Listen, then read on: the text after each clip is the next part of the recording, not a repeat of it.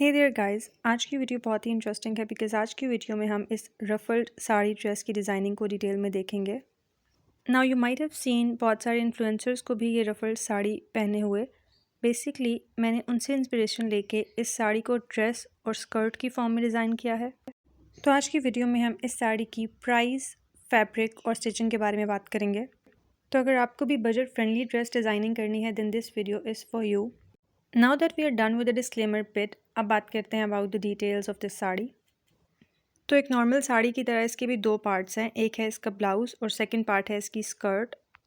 हमने इस साड़ी में 3 अलग तरह के फैब्रिक्स यूज़ किए हैं। एक है नेट जो कि ब्लाउज में है, देन सेकंड इज़ ऑर्गेन्जा जो कि फ्लेयर देगा इसकी स्कर्ट को, और उसके बाद है इसकी लाइनिंग का कपड़ा जो कि आप अपने अकॉर्डिंग कोई भी चूज़ कर सकते हैं। Let's start with the upper half first. तो पहले हम ब्लाउज़ की बात करेंगे। तो मैंने आपको अपनी प्रीवियस साड़ी डिज़ाइनिंग वीडियो में भी बताया था कि अगर आपको बजट फ्रेंडली ब्लाउज़ डिज़ाइन करने हो तो आपको नेट को ऑप्ट करना चाहिए एज अ फैब्रिक। क्योंकि मुझे अपने ब्लाउज़ में थोड़ा ब्लिंगी इफेक्ट डालना था तो मैंने नेट का फैब्रिक ऑप्ट किया जिसमें थोड़े से सीक्वेंस हैं as you can see. In fact थोड़ा नहीं, काफ़ी सीक्वेंस है, इसमें पूरे ही सितारों का काम हुआ हुआ है। तो आपको ब्लाउज़ के लिए कोई भी एक शर्ट का कपड़ा चाहिए होगा नेट का, जिसमें अगर बॉर्डर रहे तो बेहतर है। मैंने यहाँ पे जो बॉर्डर वाला हिस्सा था शर्ट का उसको अपने गले में ऐड किया है क्योंकि मुझे गले को थोड़ा सा हैपनिंग बनाना था।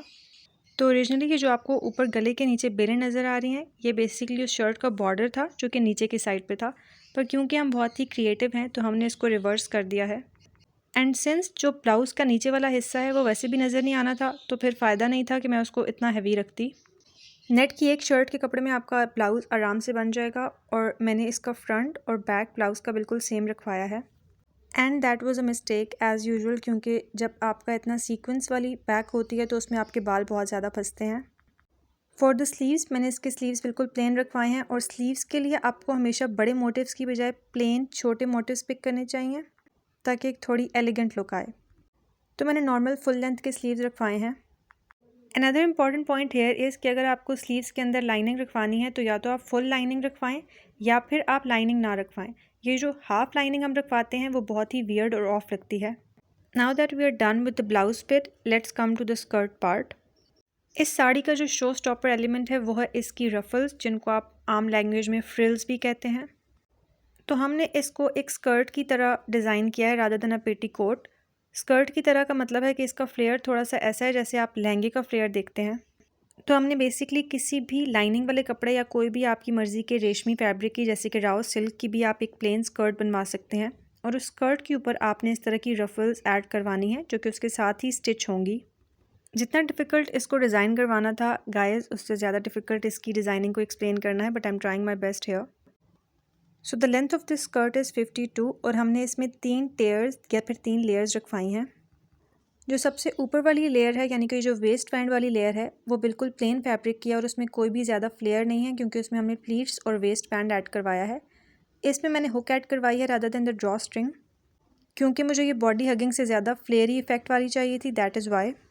Now the important thing here is कि आपका जो बेस फैब्रिक है जिसके साथ आपने लेयर्स अटैच करनी है वो थोड़ा सा स्टिफ हो, क्योंकि अगर आप बहुत ही फ्लेक्सिबल और थिन फैब्रिक लेंगे तो ऑर्गेन्जा को होल्ड प्रोवाइड नहीं करेगा। अब यहाँ पे आप देख सकते हैं कि मैंने किस तरह से फ्रिल्स थोड़ी सी प्रोमिनेंट करके अटैच करवाई हैं ताकि वो थोड़ा सिंड्रेला इफेक्ट दें। जहाँ से फर्स्ट लेयर अटैच हुई हुई है उसकी वेस्ट बैंड से लेके लेंथ जो है वो 17 इंचेस की है, और हर एक फ्लेयर की जो मैंने लेंथ रखवाई है वो भी 17 इंचेस ही है। तो आपने जो फ्रिल्स रखवानी है, चाहे आप कितनी भी लेयर्स ऐड करवाएं, मैंने 2 लेयर्स ऐड करवाई हैं, तो आपने फ्रिल्स की लेंथ जो है वो सेम रखनी है। अगर आप लेंथ ऊपर नीचे कर देंगे तो वो बहुत ही कॉस्ट्यूमी इफेक्ट देगा। अब बारी आती है अबाउट द इम्पॉर्टेंट पॉइंट कि मैंने इसका जो पल्लू है वो इसके साथ कैसे अटैच करवाया है। तो हमने इसका जो पल्लू है वो भी फ्रिल की फॉर्म में ही इसके साथ एक साइड पर अटैच करवाया है। इसका पल्लू एक अलग लेयर ऑफ फ्रिल है जो कि इसके साथ मैंने ऐड करवाई है, और वो इसके वेस्ट बैंड से लेके इसकी फर्स्ट फ्रिल की मिड तक आती है। तो इस तरह से ये एक थर्ड लेयर ऑफ फ्रिल बन जाएगी जो कि ऊपर वाले हिस्से पे जो हमने ऑर्गेन्जा से कवर नहीं किया उसके अराउंड रैप होके उसको कवर करेगी।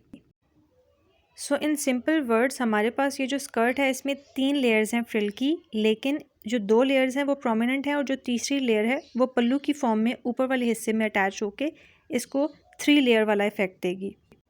जो हमने पल्लू की फॉर्म में third layer of frill add करवाई है उसकी लेंथ की बात की जाए तो वो ड्रॉप पल्लू बनेगा, यानी कि वो ग्राउंड को टच करेगा।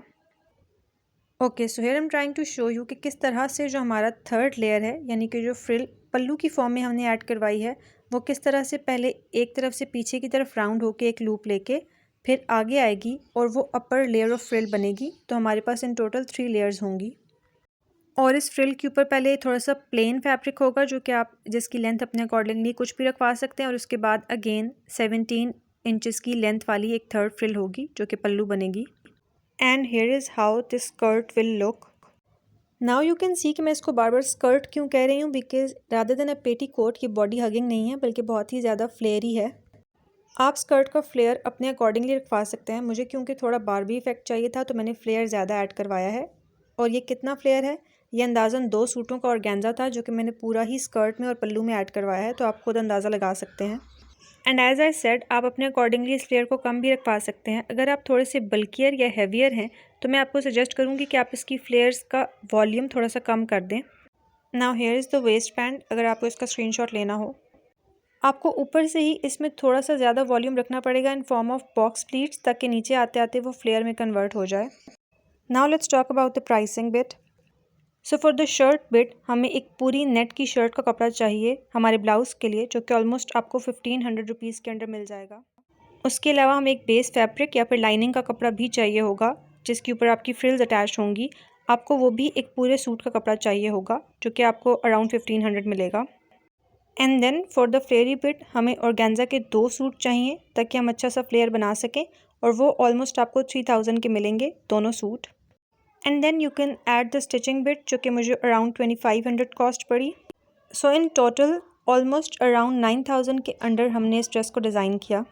And for the number of compliments I got for this dress, I think the pricing is very reasonable. So this was it for today's video, you guys. If you liked it, then do let me know. I'll see you in the next one.